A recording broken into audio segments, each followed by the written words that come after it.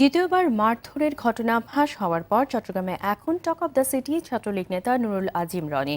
তার বেপরোয়া আচরণে রুষ্ট চট্টগ্রামের আওয়ামী লীগ নেতারাও। তারা বলছেন দোষী যেই হোক তাকে শাস্তি পেতে হবে। চট্টগ্রাম থেকে ইমরান ইমুর ক্যামেরায় কাজী মঞ্জুরুল ইসলামের রিপোর্ট, জানাচ্ছেন জাফর সোহেল।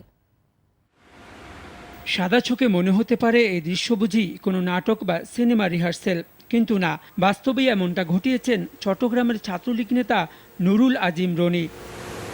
স্থানীয় এক কোচিং সেন্টারের পরিচালক রাশেদ মিয়াকে গুনে গুনে ১৩টি চর বসিয়েছেন ছাত্রলীগের এই নেতা। ফেব্রুয়ারি মাসের এই ঘটনার ভিডিও বৃহস্পতিবার ছড়িয়ে পড়ে ফেসবুক সহ বিভিন্ন সামাজিক যোগাযোগ মাধ্যমে।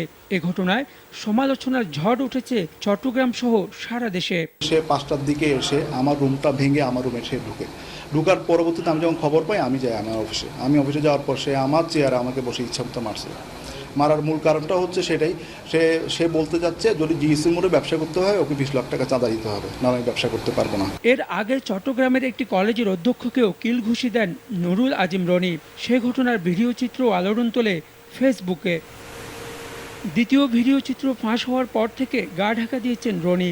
বন্ধ পাওয়া যাচ্ছে তার মুঠোফোন নম্বরও। পরপর এসব নেতিবাচক ঘটনায় ক্ষুব্ধ চট্টগ্রামের আওয়ামী লীগ নেতারা। তারা মনে করছেন এতে দল ক্ষতিগ্রস্ত হচ্ছে। সরকার পক্ষ থেকে পরিষ্কার করে বলা দেওয়া হয়েছে, কেউ যদি ছাত্রলীগের পদে থেকে বা পদে না থেকেও কেউ যদি অপরাধ করে তাকে অপরাধী হিসেবে চিহ্নিত করে তার ব্যাপারে যথাযথ আইনানুগ অনুসন্ধান করে সঠিক পদক্ষেপ নেওয়ার জন্য আমরা এক্ষেত্রেও সেটাই প্রাধান্য দেব। কোচিং সেন্টারের পরিচালককে মারধরের ঘটনায় মামলা হয়েছে নগরীর ৫লাশ থানায়। এই বিষয়ে অভিযোগ পাওয়ার পরে আমরা প্রাথমিকভাবে এটা তদন্ত করছি। তদন্ত করার পরে ঘটনা প্রাথমিক সত্যতা মিলে তদন্ত পর্যায়ে আছে এবং আসামিদের গ্রেপ্তারের চেষ্টা অব্যাহত আছে। ২০১৬ সালের ৭ মে চট্টগ্রামের হাটহাজারীতে ইউপি নির্বাচনের সময় পিস্তল ও গুলিসহ আটক হয়েছিলেন ছাত্রলীগের এই নেতা।